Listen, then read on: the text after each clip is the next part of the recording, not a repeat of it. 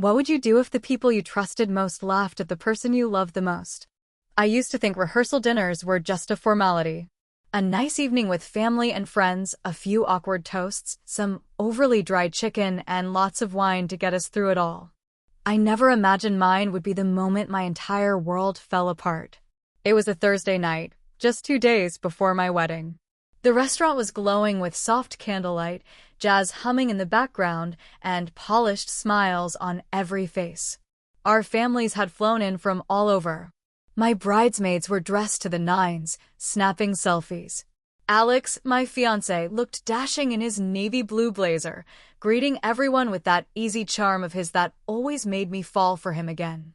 For a moment, everything looked perfect. Too perfect, now that I think about it. I'd spent weeks planning this night.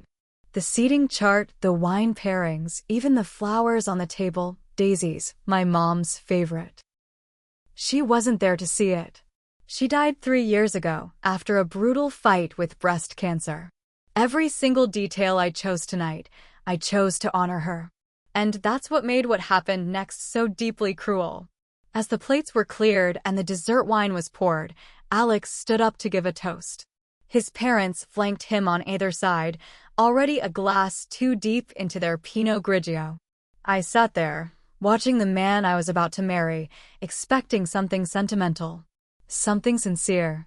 Instead, he cleared his throat and said, "Well, everyone knows weddings are for mothers. Too bad Emma's mom couldn't make it, unless ghosts RSVP now." Laughter. Real, full-belly laughter. From his mom. His dad chuckled too, shaking his head like it was just so clever. Someone at the table coughed awkwardly. A few heads turned toward me, waiting for my reaction. I didn't laugh. I couldn't even blink. It felt like a bucket of ice water had been dumped over my chest. The blood drained from my face, my hands shaking around the stem of my wine glass. I waited for Alex to walk it back, to say he was kidding, to apologize, anything. But instead, he sipped his wine and added, "Come on, babe, lighten up. You know my mom's always joking." No one looked at me. Not his parents. Not his sister. Not even Alex. Like I was a buzzkill for not finding my dead mother funny. That's when it hit me. These people didn't respect me. They didn't respect her. And worse, he didn't care that they didn't. I excused myself, quietly at first. My legs wobbled as I stood, and the room blurred around the edges. As I pushed open the bathroom door, my breath caught in my throat, like I was drowning. I sat on the toilet lid, dress bunched awkwardly around me, trying not to sob loud enough for anyone to hear. I could still hear their laughter ringing in my ears. My mom had raised me alone. She worked 2 jobs to put me through college. She slept on the couch for months when she couldn't afford both rent and treatment. She never missed a single recital, a single heartbreak, or a single hard conversation. She gave me everything. And now, 2 days before the biggest day of my life, the man I was supposed to marry had reduced her to a punchline. What would you do if your partner thought cruelty was funny? After a few minutes, Lana, my maid of honor and oldest friend, knocked on the bathroom door. She didn't ask me what was wrong. She just sat beside me on the floor and handed me a tissue. "I saw his mom laughing," she said quietly. "That wasn't okay." "I don't think I can do this," I whispered, tears finally spilling down my face. "If he laughs at my mom, what else will he mock?" Lana didn't say, "You're overreacting." She didn't try to make excuses. She just nodded. "Maybe this is the moment you're supposed to see everything clearly." Back in the dining room, they were already on their second round of desserts. No one even noticed I'd been gone for 15 minutes. Alex was telling some story about college, something shallow and stupid. His parents were beaming at him like he was some golden boy. And in that moment, I realized something chilling. They weren't the ones changing. I was. I had been shrinking myself for this relationship. Ignoring red flags, smoothing over hurtful comments, trying to be the chill bride. Trying not to rock the boat. But now I was drowning in it. I sat back down silently, a ghost at my own table. No one asked if I was okay. No one apologized. That night, as I crawled into bed beside the man I was supposed to marry, I stared at the ceiling and made a decision I never saw coming. I was not going to marry Alex. Not now. Not ever. Because if someone can mock the most sacred person in your life and expect you to laugh along, they don't deserve to be part of your future. And if you're sitting there thinking, I would have walked out that night, just wait. There's more to come. Hit subscribe and leave a comment with where you're watching from. This story might just spark a new beginning. What's one thing that always pushes you forward, even when things get tough? Before everything fell apart, before I realized I wasn't the person I thought I was just a girl with a plan. A girl who believed in happy endings, who thought if she worked hard enough, loved deeply enough, everything would fall into place. That was before I met Alex. Before the rehearsal dinner. Before I learned that people aren't always who they seem to be. But even before Alex, I had another love. A love that shaped who I was. That love was my mother, Mary. My mom wasn't just a parent, she was my best friend, my role model, and my rock. She was everything. Growing up, I knew that my life wasn't like everyone else's. My friends had two parents, always dressed to the nines for family gatherings, and their homes were picture perfect. My house, on the other hand, was small. But it was ours. And Mom made it warm. She was the kind of woman who'd work a double shift as a waitress and still come home to cook me dinner, to help me with homework, to ask about my day like it was the most important thing in the world. She didn't talk much about her past, but I knew she had struggled. She had me when she was just 20, and my father, well, he left before I was born. Mom never really talked about him, and I didn't ask. She was my world. There were no stories about happy family vacations or grandpa's fishing trips, but I never felt like I was missing anything. I had Mom, and that was enough. She never asked for much. She didn't need fancy gifts or recognition. The thing she wanted most was for me to have a better life than she did. Emma, she'd say when we were having one of our long talks in the kitchen, don't ever settle for less than what you deserve. You're capable of so much more than I ever was. When I went off to college, it felt like she was handing me her dreams. The night I graduated, she pulled me aside, and in her eyes, I saw something I hadn't seen before: pride. You're gonna go far, kid, she said, her voice shaky with emotion. And don't you forget where you came from. I promised her I wouldn't forget. But somehow, as the years passed, I did. Or maybe I didn't want to remember. When I met Alex in my final year of college, everything shifted. He was confident, charming, and seemed to have everything together, everything I felt I was still missing. I was drawn to him from the start. There was something in the way he looked at me, like I was the answer to a question he'd been asking his whole life. And maybe I was. Or maybe I just wanted to be. Alex was different from the guys I'd dated before. He came from a wealthy family, and everything about him screamed privilege. He had a polished smile, the right clothes, and the right connections. He was the kind of man who knew how to navigate the world with ease, never getting his hands dirty. I didn't realize it at the time, but I was fascinated by his ability to float through life without ever having to struggle the way my mom and I had. At first, I tried to keep my guard up. I told myself, I'm not the kind of girl who falls for this. But somehow I did. Alex's charm was magnetic. He was sweet when he needed to be, but never too sweet, just enough to keep me hooked. We went out on a few dates, and before I knew it, I was telling him things I'd never told anyone, about my mom, about the sacrifices she made for me, about how I didn't think I was ever going to live up to her expectations. He listened to every word like it was the most important thing he'd ever heard. But looking back, I realized something crucial. While I was opening up, Alex was only showing me the parts of himself he wanted me to see. One of the first things that really struck me was his family. Or, should I say, the way his family looked at me. I was just Emma from the wrong side of the tracks, someone they couldn't quite understand. When I first met his parents, I tried my best to make a good impression. I was polite, friendly, and asked all the right questions. But his mom, Linda, couldn't stop buying my shoes. "Oh, they're cute," she said with a tight smile, but not exactly brand. His dad, George, would nod and grunt in approval, but there was something in his expression that made me feel like I was constantly under a microscope. I didn't want to admit it, but I felt inferior. I was proud of where I came from, but in Alex's world, it was like a badge of shame.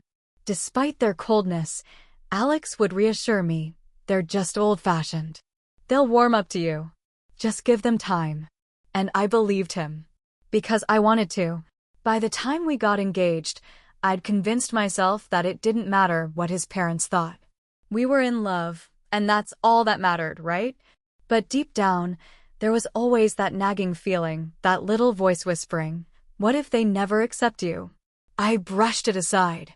I was marrying Alex, and we were building our future together. I thought the love we shared would be enough to bridge any gap. But when the rehearsal dinner came around and his parents made fun of my mother, everything I'd been ignoring for months came crashing down. I'd like to say that after the rehearsal dinner, things got better. That I took a step back, talked to Alex, and everything was fine. But I can't lie to you. It didn't get better. It got worse. The next morning, I was awake before the sun. I couldn't sleep.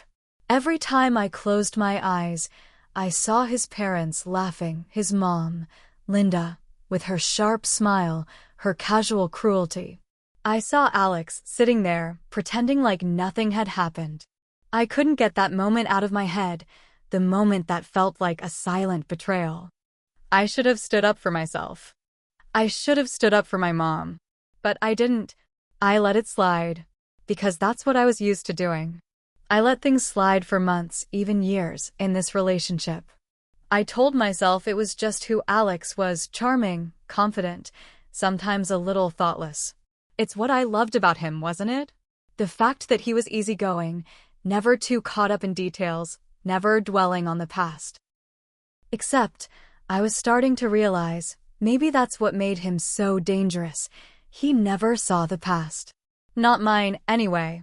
I spent the next couple of hours pacing around my apartment, making the usual mental lists. The wedding was only 2 days away. I had dresses to try on one last time, hair appointments to confirm, and flowers to pick up. It was all supposed to be part of the dream. The dream that didn't feel like a dream anymore. Around noon, Alex called. I let it go to voicemail. I didn't feel ready to face him. Not yet. For the first time, I started to wonder, was I just chasing a dream of perfection to fill the void left by my mom? Was Alex the right person for me, or was he just the next man I'd convinced myself I needed to impress? The truth hit me like a freight train when I checked my messages. One of them was from Lana, my maid of honor and best friend since grade school. Her message was short, but it said everything I needed to hear. "I know you're trying to avoid this, but you have to talk to him. This wedding is supposed to be about you, not just about what everyone else expects." Lana always had a way of cutting through the noise. She was blunt. She was real. And right now, I didn't want her to be right. But I couldn't avoid it anymore. I had to face Alex. By the time I called him back, I felt like I was holding my breath. His voice on the other end was upbeat, almost too upbeat, like he didn't know there was a problem. "Hey, everything okay? I was just thinking about you, and how excited I am for tomorrow." His voice was smooth, like always, but there was a slight edge to it. He could tell I was distant, even through the phone. I need to talk to you," I said, trying to steady my voice. "About last night." There was a moment of silence, and then his voice dropped slightly. "Oh, babe, I'm sorry. You know my mom can be a little over the top. She didn't mean it like that." I closed my eyes. I could hear it already. The excuses. The justification. The way everything was always my fault if I didn't laugh along. "No, Alex. It's not about your mom," I said, trying to stay calm. "It's about you. You didn't care. You sat there, you laughed, and you didn't even see how much that hurt me. How much it hurt her." There was another pause. A long one. Come on. I didn't think it was that big of a deal, he said, the tone in his voice changing now, almost dismissive. I'm sure she'd laugh it off if she were here. You know my family, they don't take things so seriously. I could feel my heart race. Alex, you don't get it. You just don't get it. My voice broke a little, but I couldn't stop it. She's gone. And that's why it hurts so much. I can't just pretend it's nothing. I can't pretend it didn't feel like you were mocking her, like I was some joke. He didn't respond for a moment. When he did, it wasn't the apology I was expecting. It was more of a sigh. Look, Emma, it's just how I was raised. We don't get all emotional about everything. That's not how my family works. And I thought you'd be okay with it. But I can't keep apologizing for something that wasn't a big deal. A chill ran down my spine. I didn't know if I wanted to scream or cry. It was the way he said it, the finality in his voice. It was like he couldn't even understand why I was upset. That's when I realized something that cut deeper than anything else. Alex didn't just not get it, he didn't want to get it. I don't think I can do this, I said, my voice so small I almost couldn't hear it. I don't think I can marry you. Not like this. There was a long, stunned silence on the other end of the line. I waited, but I didn't say anything else. What more was there to say? Emma, you can't be serious. His voice cracked, the first sign of real emotion from him. We've been planning this for so long. We're 2 days away from the wedding. You can't just. I can, I interrupted. I can because I deserve more than this. I deserve someone who sees me, who sees my mom, not someone who laughs at her. I hung up before he could say anything else. And, for the first time in days, I felt a sense of peace. I had made the hardest decision of my life, and now the only thing left to do was wait for him to realize I meant it. After I hung up on Alex, a strange silence settled over me. It wasn't relief, exactly. It wasn't joy. It was something far deeper, uncertainty, but also a sense of clarity. In the span of a few minutes, I had gone from being someone who was about to marry a man she thought she loved, to someone standing at the edge of an emotional cliff, staring down into the abyss. I couldn't remember the last time I'd felt this alone. I wasn't just canceling a wedding. I was walking away from everything I thought I knew about myself, about love, about what it meant to belong to someone. But I couldn't go back. Not now. Not after hearing his words. I went into autopilot mode, a state I was far too familiar with. There were things I needed to do. The house was a mess. The wedding dress, still hanging in the closet, felt like a cruel joke. I shoved it to the back of my mind, focusing instead on clearing the clutter in my apartment. I needed space. I needed quiet. I needed to figure out what came next. Lana called me an hour later, and I ignored the call. I wasn't ready to talk to her. I wasn't ready to talk to anyone. I sat on my couch, legs tucked up to my chest, and stared at the phone in my hand. What do I even do now?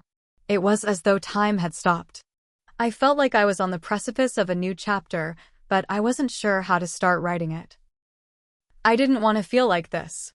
I didn't want to be the woman who called off her wedding, who embarrassed her family, who was branded the runaway bride. I didn't want to be the disappointment. But deep down, I knew that staying with Alex was the biggest disappointment of all. At that moment, my phone buzzed. I didn't recognize the number. Hesitantly, I answered. Emma? The voice on the other end was Alex's mom, Linda. I immediately tensed, feeling a knot in my stomach. Yes, I said, keeping my voice steady, even though my heart was pounding. I'm sorry about last night, she said, her voice uncharacteristically soft. I think I might have crossed a line. I couldn't believe it. Was this an apology? It was so unlike her, the woman who had mocked my mother in front of everyone without a second thought. I don't need an apology, Linda, I replied, my voice tight. What I need is for you to understand what happened. What you did. It's not just about the joke. It's about respect. And it's about love. And you and your family, I paused, swallowing hard. You've never shown me either of those things. There was a long silence on the other end, and for a moment, I thought she had hung up. But then, she spoke again. "I didn't know it hurt you that much," she said quietly. "Maybe we do come off as harsh, but we didn't mean to hurt you." I almost laughed bitterly. Of course, they didn't mean to hurt me. But that's what people always say, right? We didn't mean to hurt you. But the truth was, they did. Whether they realized it or not.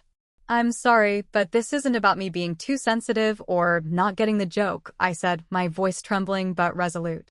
"It's about a lack of empathy, Linda. It's about laughing at something that hurt me deeply and thinking it was okay." I heard her sigh. "I don't know what to say, Emma. I just thought we were all having fun." Fun. I could feel my frustration rising. I wanted to scream at her, to let her know how much I was holding back, how deeply wounded I felt by every joke, every offhand comment she made about my background, about my mother. But I didn't scream. I kept my voice steady. "You don't get it," I whispered. "This isn't a joke.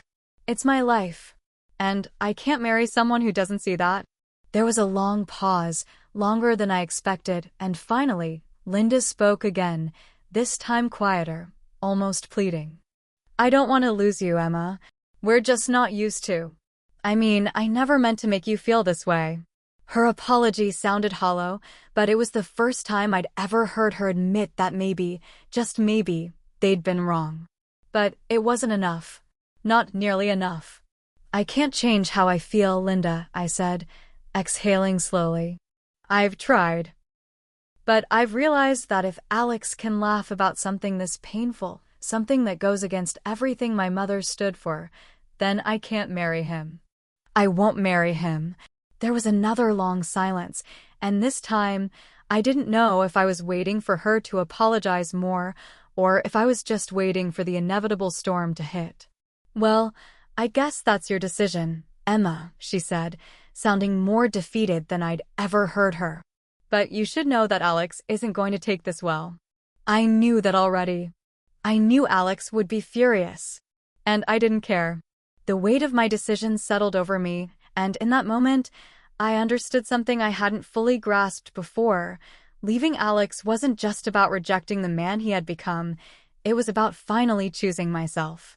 About standing up for the parts of me that deserved to be honored, my mother, my past, and my future. I didn't expect Alex to understand this now. He might never understand it. But I had to be okay with that. For the first time, I was doing something that was solely for me.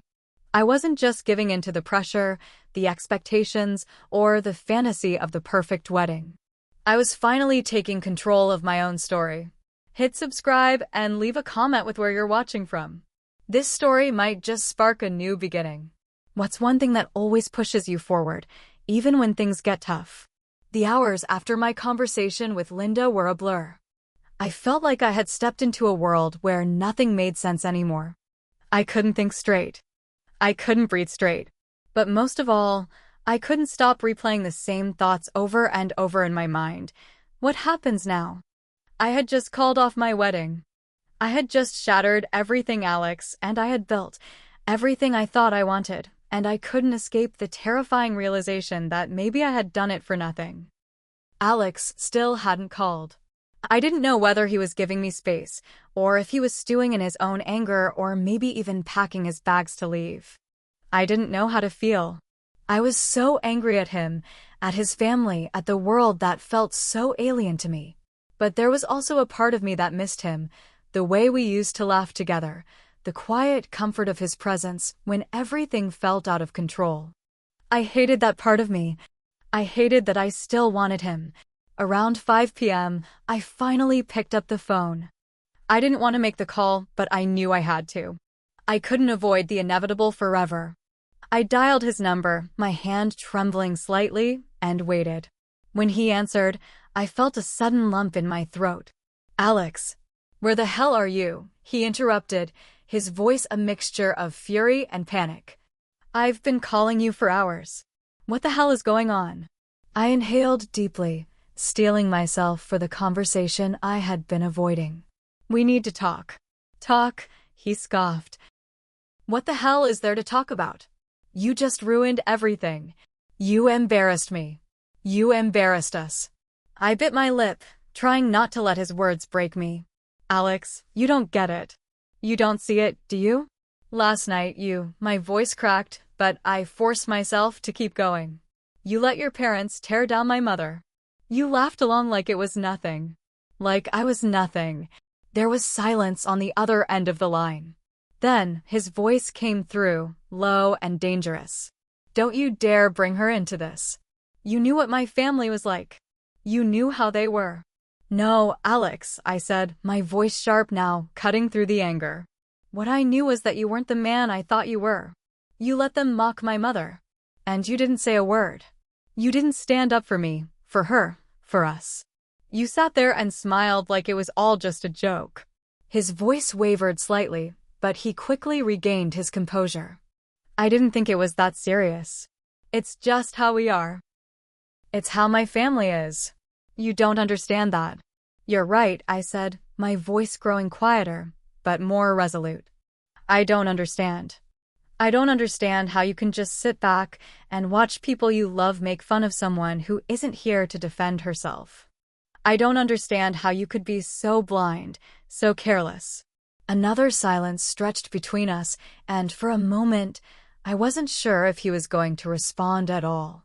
When he did speak, his tone had changed, quieter, but still tinged with anger. So, what? You're just going to throw everything away? Everything we've built? Everything we've been through? My heart twisted. Everything we'd been through?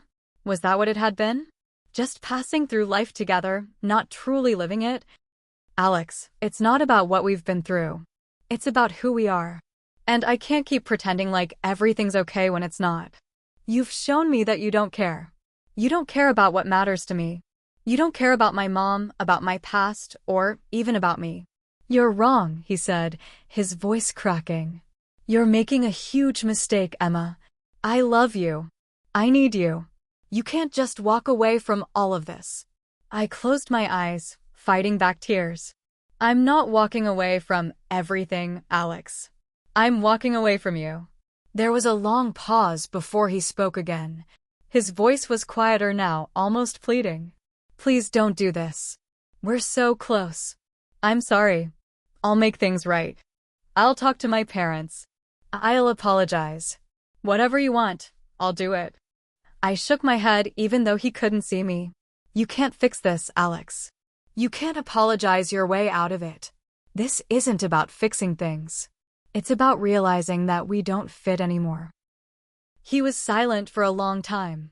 Long enough that I started to wonder if he had hung up. When he finally spoke, his words were slower, more deliberate. So, that's it? I closed my eyes, letting the weight of my decision settle over me. Yes, Alex. That's it.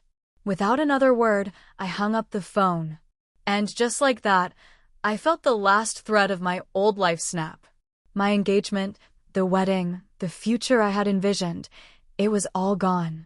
I stood there in my apartment, the echo of his voice still in my ears, and realized that, for the first time in a long time, I was completely alone. And that was both terrifying and freeing. The silence after the phone call was deafening. It was as if the world had held its breath for a moment and then released all at once. For the first time in a long time, I was alone in my own apartment, really alone. No noise, no distractions, no Alex. I felt hollow, empty, like a shell that had lost its contents. But oddly, there was also a strange sense of relief. It wasn't the kind of relief you get when a burden is lightened. It was more like the relief of someone who had been holding their breath for far too long and could finally exhale. But even as the weight lifted, it was replaced by a quiet grief. The grief of what could have been, of what I had hoped for, and the emptiness of a future that was now completely uncertain. I sat on the couch for hours, unable to move, unable to make decisions. The wedding dress still hung in the closet, the invitation cards stacked neatly on the counter, the flowers I had picked out now wilting in the vase. All of it was a reminder of the life I thought I was going to have, the one I thought I was building with Alex. I tried to force myself to focus on something anything, but my mind kept drifting back to that dinner, the way Alex had sat there, passive and detached, as his mother mocked my late mother. I could still hear their laughter, the laughter that felt so foreign to me. How had I let it go on for so long? The question lingered in my mind, as did the suffocating realization that maybe I had been too afraid to see the truth. Too afraid to acknowledge the things I should have known from the very beginning. Alex wasn't the man I thought he was. He wasn't even close.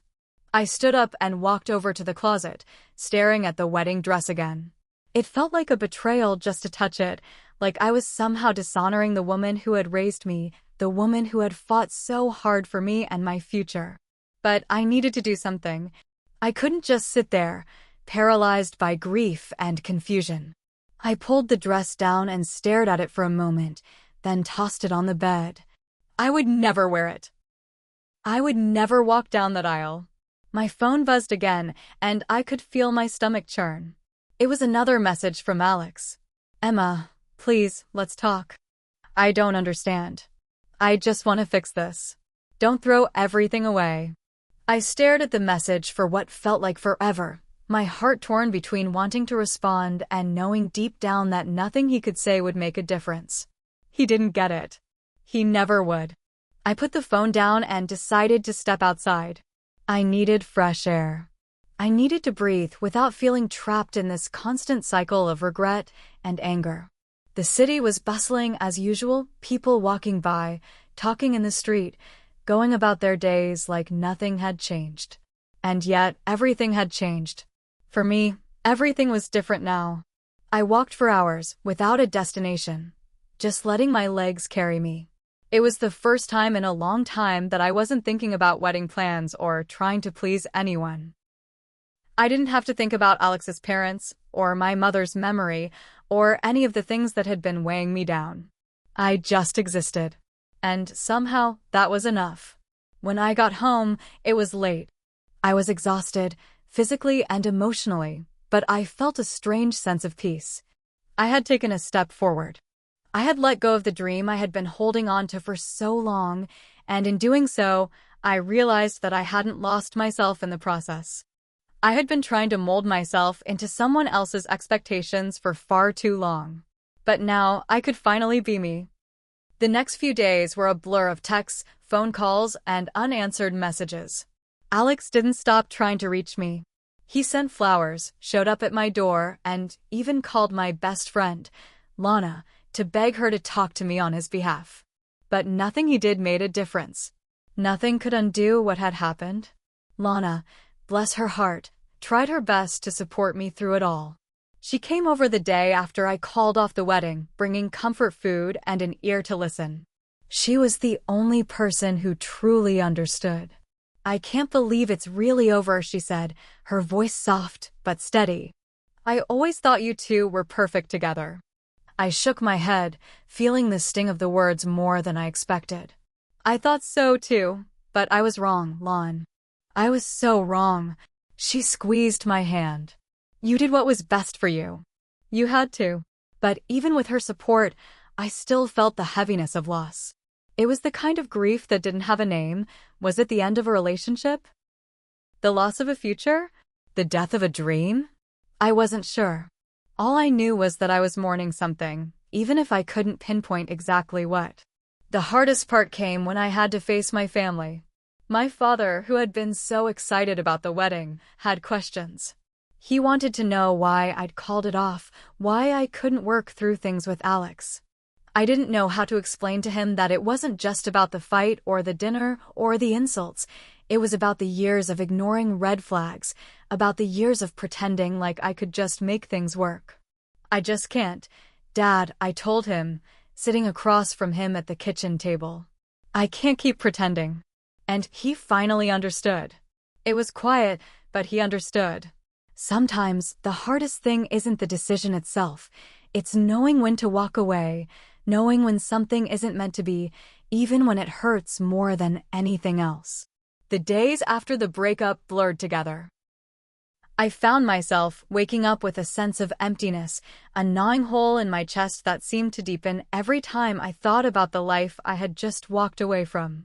But there were moments, brief moments, when I felt something else. A flicker of peace, a glimmer of clarity that whispered, maybe this is what you needed all along.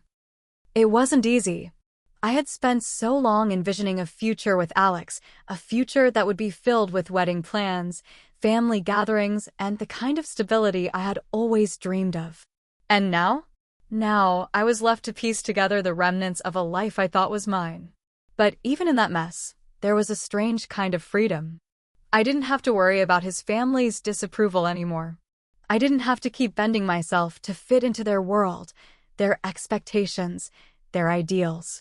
I could breathe, but it still stung. The truth was, I wasn't just grieving the loss of Alex.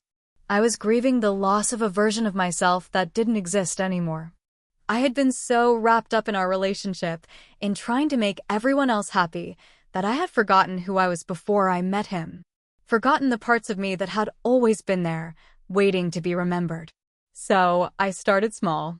I pulled out my old journal, the one I hadn't touched in years. I hadn't written in it since I was in college, when life was simple and full of possibilities. As I flipped through the pages, I saw my handwriting from a different time, times when I had dreams that were entirely my own, when my future wasn't intertwined with someone else's. I wrote. I started by writing about the pain, the heartache, the anger that still simmered just beneath the surface. I let myself feel everything I had been holding in.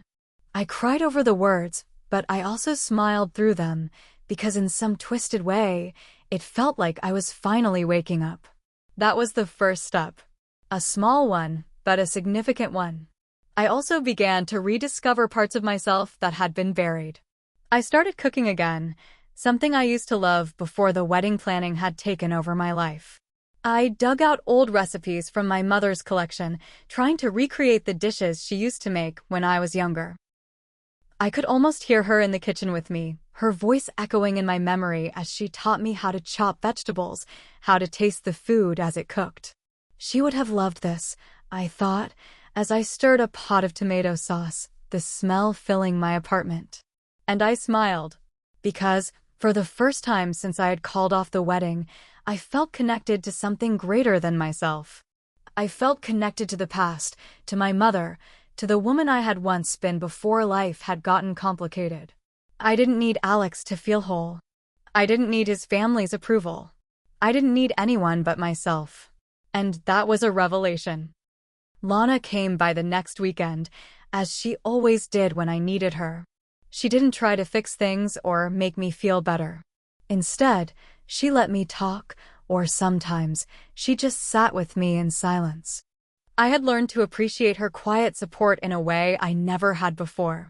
It wasn't about words. It was about being there for me, letting me heal at my own pace. "You look better," she said one afternoon, watching me as I cooked. "You're starting to come back to yourself." "I think I'm starting to remember who I was," I replied, chopping garlic. "It's been so long since I just was." "I think you're finally realizing that you don't need a man to define you, she said, her voice soft but full of conviction. "You're your own person. You always have been." And that was the truth, wasn't it? I had let Alex define me for so long that I had forgotten how to be Emma, just Emma. Not someone's fiancée, not someone's daughter-in-law, not someone trying to meet everyone's expectations. Just me. But as the days passed, I began to feel the shift in my heart. The weight that had clung to me for months, years, was finally lifting. The things that once seemed so important, like the wedding, the approval of Alex's family, the life I had planned, started to feel irrelevant. They didn't matter anymore. I wasn't perfect. I wasn't completely healed. But I was on the right path. I took a walk one evening, the sun dipping below the horizon as I made my way through the city. It was a warm night, and the streets were alive with people, with life, with possibility. I felt it in my bones, the sensation of new beginnings. The world was wide open, and I was no longer tethered to the past. I didn't know where this path would lead me. I didn't know if I would ever love again, or if I would find a partner who would appreciate me the way I deserved. But for the first time in a long time, I felt hopeful. And that was enough.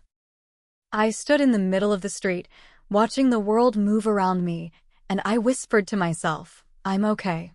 I'm going to be okay. It had been a few weeks since I called off the wedding, and life was slowly finding its rhythm again. My apartment no longer felt like a place haunted by memories of Alex. It had started to feel like mine again. I was cooking more, spending time with friends, and rediscovering hobbies I had put on the back burner for far too long. But as I had feared, the judgment from the outside world was far from over. It was the small things, whispers in the grocery store, awkward silences in the cafe when someone mentioned my name. People were talking. They always did. And some of it stung, especially since I hadn't been prepared for how harsh the reactions would be. A few days after the breakup, my father had called me and we had a long, difficult conversation. He hadn't been as understanding as I had hoped, even though I could tell he was trying. He wanted to know why, exactly, I had called it off. Was it really that bad, Emma? He had asked, his voice tight with concern. Alex is a good man. He has a good family.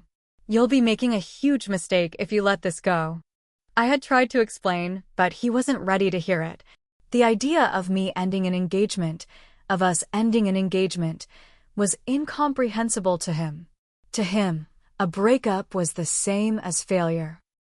It was hard for him to see past the picture he had created of us, the perfect couple. I felt like I was trying to explain why I couldn't breathe in a cage. How could I make him understand? That night, I ended the call with a tight, forced smile, promising to talk again soon, though I knew deep down that things wouldn't ever be the same. I had crossed a line I couldn't uncross, and my father's disappointment hung heavy in the air. The worst, though, was Alex's mother. After a few days of silence, I finally heard from Linda. Her message was short, curt, and entirely expected. I don't know what you think you're doing, Emma, but this isn't how we do things. I hope you know what you've thrown away. Alex is a good man, and you'll regret this. There it was, all of it, the condemnation, the accusation, the silent belief that I was somehow ruining everything. It was as though her son was the only person in the world capable of offering me happiness. And maybe, just maybe, that's what had hurt the most. It wasn't the fact that she had judged me, it was the fact that she believed so completely in her own vision of what should have been that nothing else seemed to matter. For a moment, I wanted to send a message back, to defend myself, to make her understand that I wasn't the one ruining anything. But then I realized she doesn't care about my feelings. She never did. So I didn't respond. Instead, I did what I had been doing every day since the breakup. I focused on myself.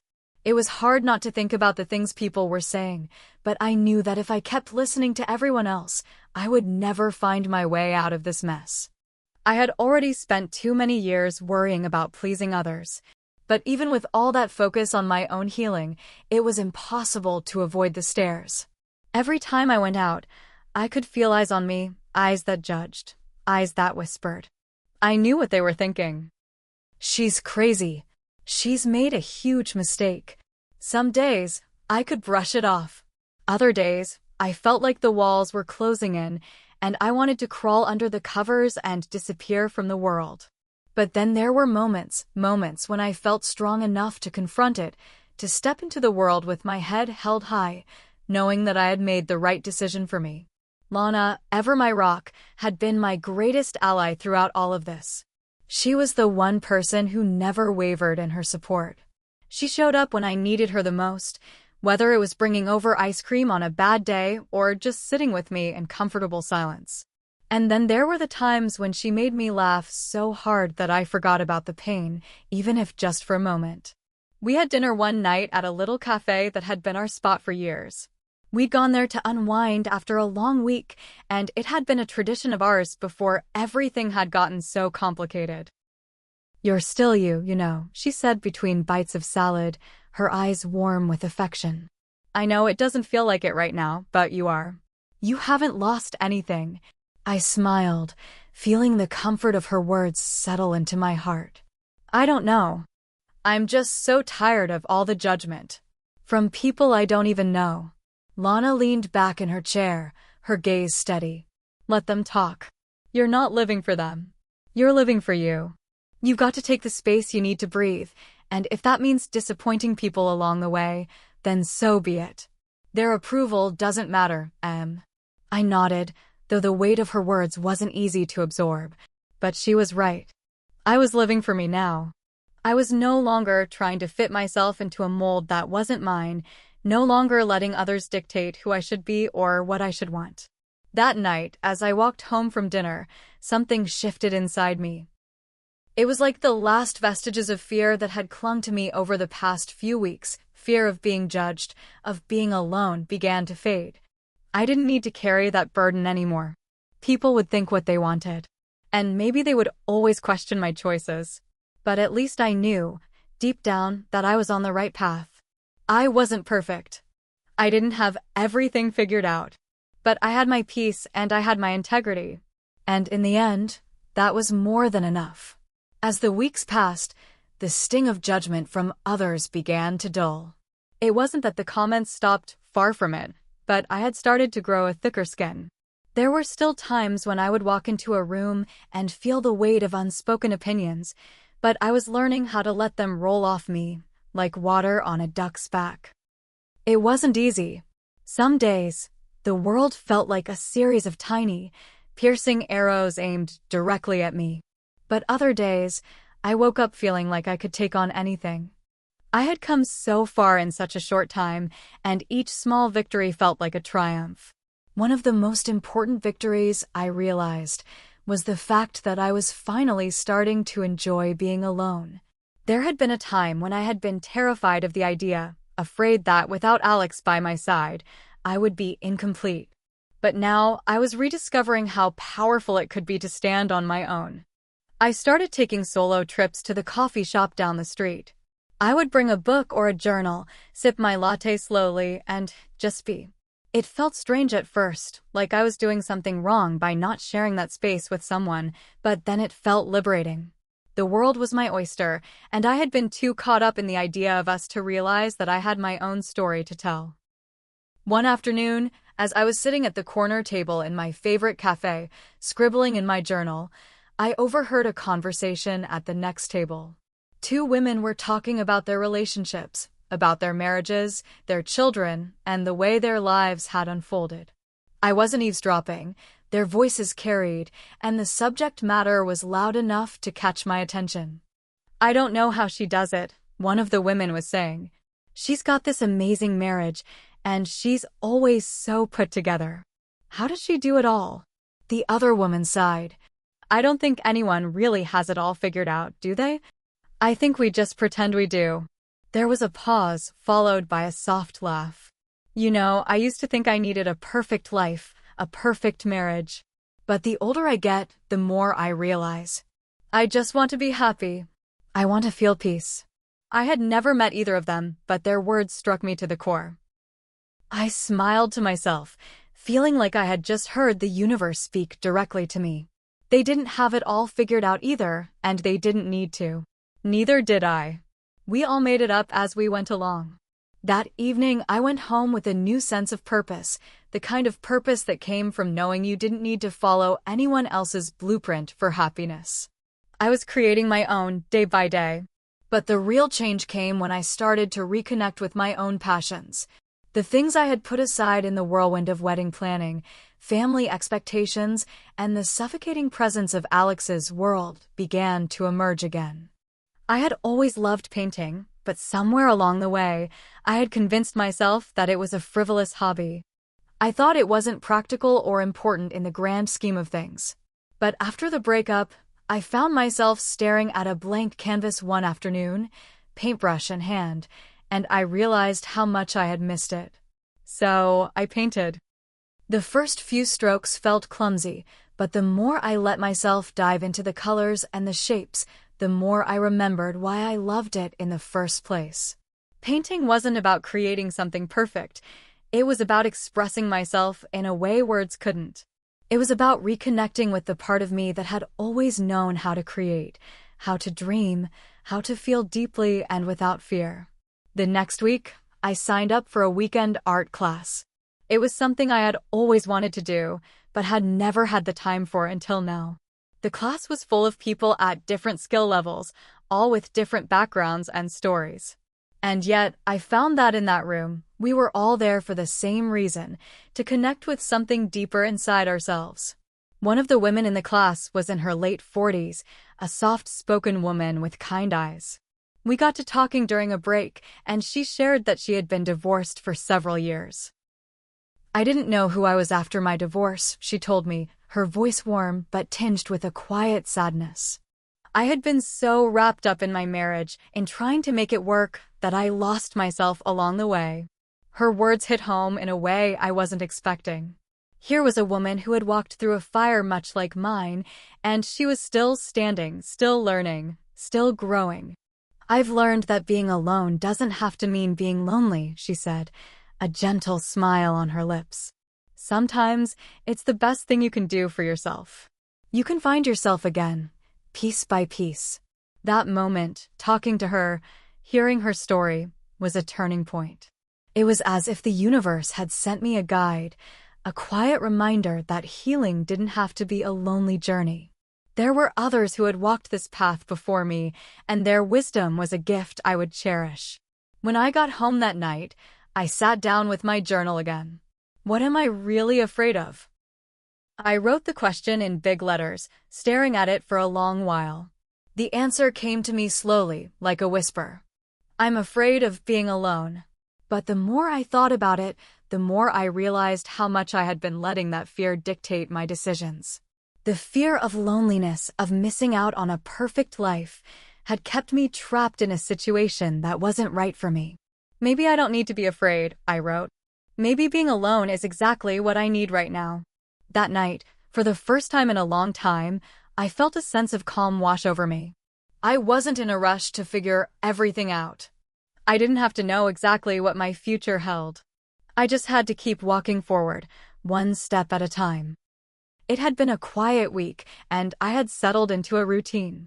Work was going well, my art was coming along beautifully, and I was starting to feel like myself again, unencumbered, free, and open to whatever the future might bring.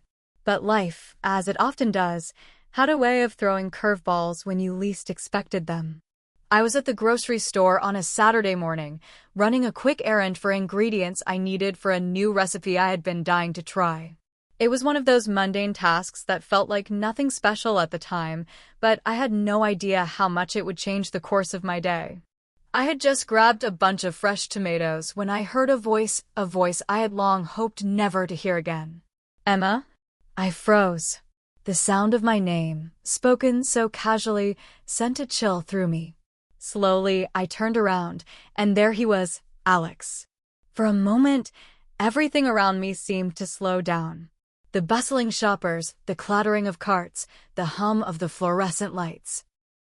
They all faded into the background as I tried to make sense of the sight before me. Alex looked different. Not in a dramatic way, but there was a shift in his posture. His usual confident, self-assured demeanor had softened, and he seemed almost vulnerable. He wasn't wearing the expensive suit he always favored, but instead, a casual shirt and jeans, as though he were trying to blend in. Trying to be normal. He took a tentative step forward, and I swallowed hard, trying to steady my breath. Alex, I said, my voice tight, though I wasn't sure if I was angry, surprised, or just confused. He gave me a small smile, but it didn't reach his eyes. There was an awkward silence between us, the weight of everything that had happened hanging in the air. I didn't expect to run into you, he said, looking down at the tomatoes in my hand. How are you? I took a deep breath, collecting myself. I had come so far since the breakup. I wasn't the same woman who had once believed that he was my world. But seeing him again, it threw me off more than I wanted to admit. I'm doing okay, I said finally, nodding. I'm good. There was another pause, this one longer. I could see the tension in his face, the struggle to find the right words. It was clear he didn't know what to say, but he was trying. I could see that. And for a brief moment, a pang of sympathy stirred inside me. "Hi, I wanted to apologize," Alex said, his voice quieter now. "I've been thinking about everything, and I realize now that I hurt you. I didn't understand then, but I get it now. I'm sorry for everything." The apology hung in the air like a heavy fog, and for a second, I didn't know how to respond. Part of me wanted to lash out, to remind him of the countless times he had dismissed my feelings, of the way his parents had tried to control every aspect of our lives, of the cruel words that had been said at the rehearsal dinner. But then, I thought about the woman I was now, the woman who had spent weeks finding her voice, reclaiming her strength.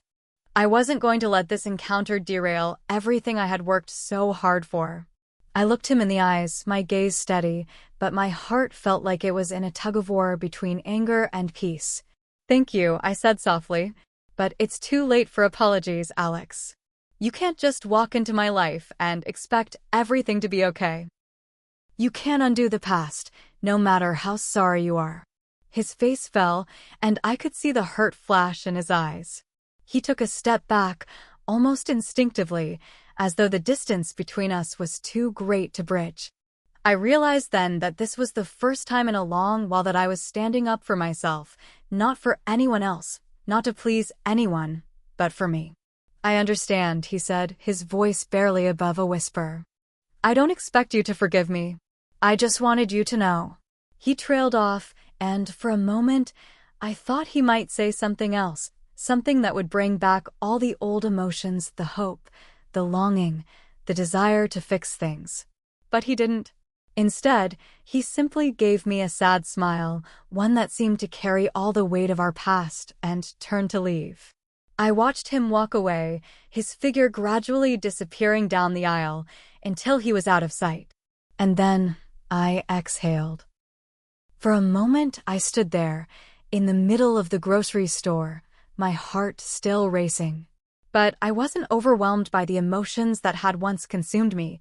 There was no sadness, no regret, no yearning to turn back time. There was only a strange, quiet relief. It was over. Truly, finally, over. I realized in that instant that I had reached a turning point. I had spent so much of my life thinking that the key to my happiness was finding the right person to be with, to complete me. But in that fleeting moment, standing alone in the produce aisle, I knew that the only person who could complete me was me. I wasn't waiting for anyone to come and make things better. I was the one who had to create the life I wanted. I took a deep breath, feeling the weight lift from my shoulders, and moved toward the checkout counter. There was no more looking back, no more lingering on the past. Only forward. And whatever came next, I was ready. The weeks that followed that brief, unexpected encounter with Alex were some of the most transformative of my life. It wasn't the kind of change that happened overnight, but rather a quiet, steady unfolding of self-discovery. For the first time in a long while, I felt a sense of peace that was entirely my own. I had taken time to reflect on everything, the relationship, the wedding plans, the dreams I once thought I shared with someone else. What I realized, though, was that the life I had imagined for myself wasn't the one that was meant to be. And that was okay. I had spent so much of my life trying to fit into a mold that wasn't mine, trying to please others, to live up to expectations, his family's expectations. But in the end, I learned that I was the only person who could decide what my life was supposed to look like. One of the most profound realizations came as I spent more time in the art studio. My paintings were becoming more than just strokes of color on canvas. They were an extension of my emotions, my healing, my growth. With each piece, I let go of a little more of the past. I painted scenes that captured the strength I was discovering within myself, landscapes full of wild beauty, chaotic yet stunning, much like my own journey. It wasn't just about moving on. It was about transforming everything I had gone through into something beautiful, something that could inspire others, too. One afternoon, I stood in front of a new canvas, paintbrush in hand, staring at the blank space in front of me. There was a quiet beauty in the simplicity of the moment. I didn't know exactly what I was going to paint, But for the first time, that didn't matter. I was content simply being present, free, at peace. A soft knock on the door interrupted my thoughts, and I turned to see my best friend, Lily, standing in the doorway. Her warm smile greeted me, and I could see the joy in her eyes as she took in the sight of me in my little studio. "I just wanted to check in," she said, stepping inside. "I haven't seen you this happy in, well, forever." I smiled, setting my paintbrush down. "Yeah, I'm actually doing okay. More than okay, I think. I'm learning to really live for myself now."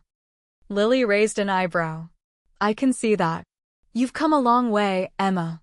I've seen you struggle, and I've seen you fight for yourself, and now I see you flourishing. It's amazing." I felt a warmth spread through me, hearing her words. Lily had been there through every difficult moment, through the heartbreak, the doubts, the tears, and she had always been my rock. But this new version of me, the one who was finally comfortable with herself, was something even I had to admit felt right. "I owe you so much," I said, my voice thick with emotion.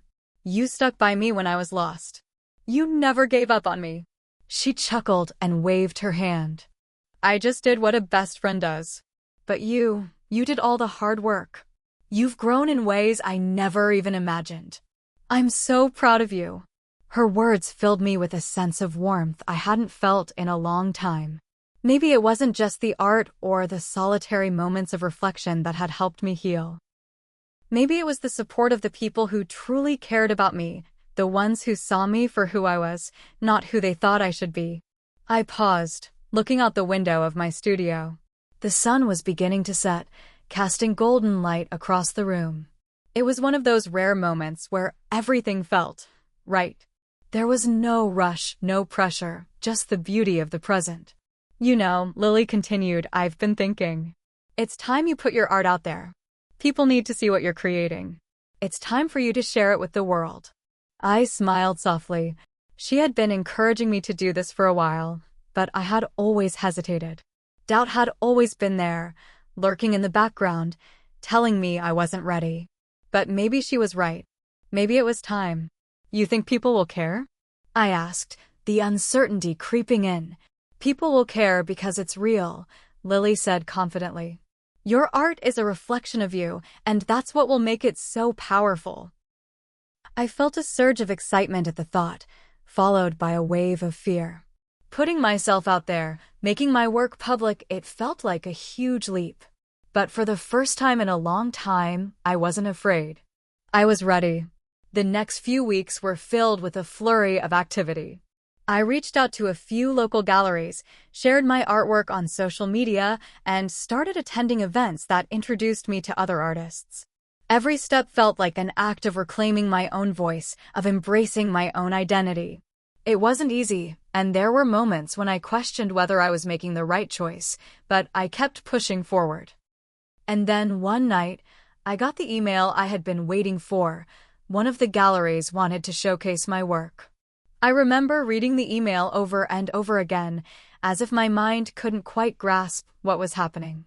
They loved my pieces. They wanted to display them in an upcoming exhibit. It was the validation I had been waiting for, not because I needed others to tell me my worth, but because it was proof that I had taken a leap of faith in myself, and it had paid off. I shared the news with Lily that evening, and we celebrated with a bottle of wine, laughing and reminiscing about all the moments that had led me here. The uncertainty, the heartache, the growth, it had all been worth it. This was my moment. As I stood in front of my artwork at the gallery opening, surrounded by people who admired and appreciated the journey I had poured into every canvas, I couldn't help but think back to everything that had brought me to this place. The heartbreak, the loss, the feeling of being trapped in someone else's dream. It had all led me here, to a life that was fully mine, a life where I could finally breathe freely. I didn't need anyone else to complete me. I was whole on my own. And in that moment, I realized that the most powerful thing I could do was to let go of the past, of Alex, of the life I thought I wanted, and embrace the future with open arms. This was just the beginning. Hit subscribe and leave a comment with where you're watching from. This story might just spark a new beginning. What's one thing that always pushes you forward, even when things get tough?